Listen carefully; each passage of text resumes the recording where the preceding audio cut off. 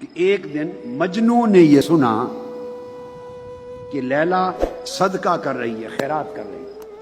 میں بالکل منون جو حضور بابا فرید الدین گنج شکر نے بیان کیا اسی روایت کو، انہی لفظوں کو بتا رہا ہوں۔ مجنو نے سنا کہ وہ خیرات کر رہی ہے آج، وہ بھی کہیں سے لکڑی کا پیالہ لے کے، تو مجنو بھی پہنچ گیا خیرات لینے کے لیے۔ اب خیرات میں جو چیز چاہیں بنا لیں، جو بانٹ رہی ہوگی، کوئی میٹھا جو کچھ بھی، تو قطار میں لوگ سائل منگتے آ گئے، مجنو بھی کھڑا ہو گیا۔ ہر ایک کو لیلا نے کچھ نہ کچھ دیا اس کے پیالے میں، ہر ایک کو دیا۔ جب مجنو کی باری آئی، مجنو کی، تو مجنو کو کچھ نہیں دیا۔ مجنو کو دیکھا، اس کو ایسے کر دیا، بھگا دیا۔ اس کے پیالے میں کچھ نہیں ڈالا، اٹھ کے اندر چلی گئی۔ مجنو کے پیالے میں کچھ نہیں ڈالا، اٹھ کے اندر چلی گئی۔ جب لیلا، بابا فرید الدین گنج شکر بیان کر رہے ہیں، جب لیلا اندر چلی گئی، مجنو رقص کرنے لگ گیا، دیوانہ وار مستی میں رقص کرنے لگ گیا۔ لوگوں نے کہا بھئی یہ ذہن میں رکھ لیں، ہرس اور نخوت، طلب کہ مجھے ملے، یہ طلب، اور نخوت خود پسندی اور میری عزت ہو، میری ریکگنیشن ہو، دونوں کو جمع کریں۔ عشق کیسے علاج کرتا؟ لوگوں نے کہا کہ تمہاری بے عزتی ہو گئی، تمہیں ملا بھی کچھ نہیں، سارے جہان کو ملا، خون بھی تو دیتا ہے، یعنی قربانیاں بھی دیتا ہے، اور رات دن ورد بھی لیلا لیلا کے کرتا ہے، مگر تیرے پیالے میں کچھ نہیں ڈالا اور اٹھ کے اندر چلی گئی، تو الٹا رقص کر رہا ہے بجائے رونے کے۔ مجنو نے کہا میں اس لیے رقص کر رہا ہوں کہ مجھے دوسروں سے جدا سمجھانا، دوسروں سے جدا سمجھا، اگر انہی کی طرح کچھ میرے پیالے میں بھی ڈال دیتی تو مجھے وہم رہتا کہ پہچانا نہیں۔ اب ہر ایک کو دیا، مجھے نہیں دیا، اٹھ گئی، اس کا مطلب ہے اس نے مجھے پہچان لیا۔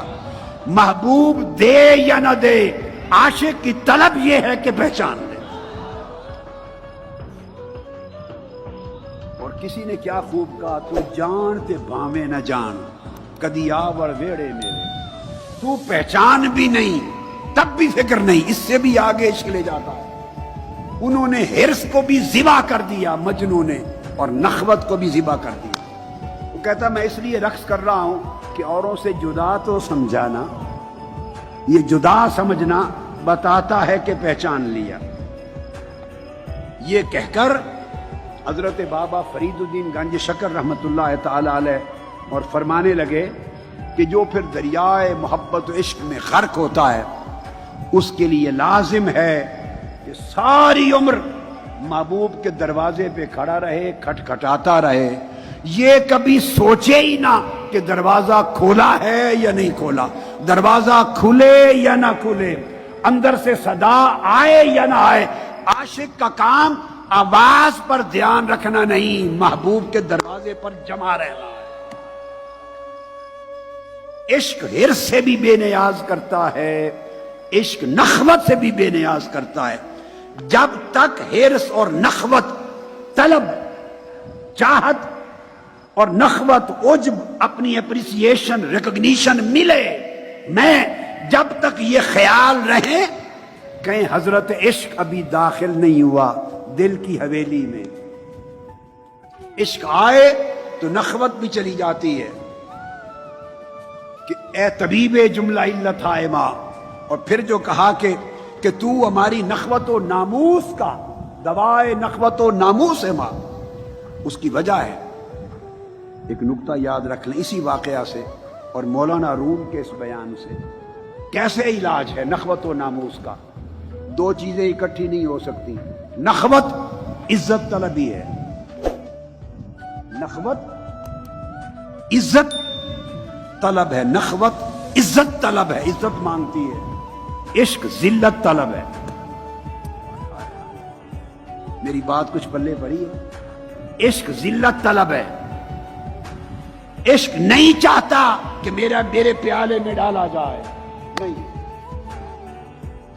عشق ناچتا ہے، عشق بیٹھتا ہے، عشق منگتا بنتا ہے، عشق سائل بنتا ہے، عشق کرسی نہیں مانگتا، عشق عزت کی جگہ نہیں مانگتا، بھلے ٹھکرا دے عشق کو اس کی بھی پرواہ نہیں، اس کو ٹھوکر میں بھی مزہ آتا ہے۔ محبوب نے ٹھکرا دیا جو ٹھوکر ماری، عشق کو ٹھوکر میں بھی مزہ آتا ہے، اور جو صاحب نخوت ہے وہ ٹھوکر سے بگڑ جاتا ہے۔ وہ کہتا ہے ساری زندگی خدمت کر کر کے ہم مر گئے، اب ہمیں ہی ٹھوکر مار دی۔ وہ ہم جب وہ کہتا ہے ہمیں ہی ٹھوکر مار دی، اس کا مطلب ہے وہ ہم میں گم ہے، وہ ہم میں گم ہے۔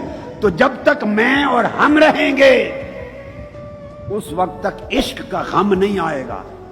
اگر عشق آ گیا، نہ میں بچی نہ ہم، نہ عزت طلبی رہی، نہ جا طلبی، نہ نخوت رہا، نہ ناموس،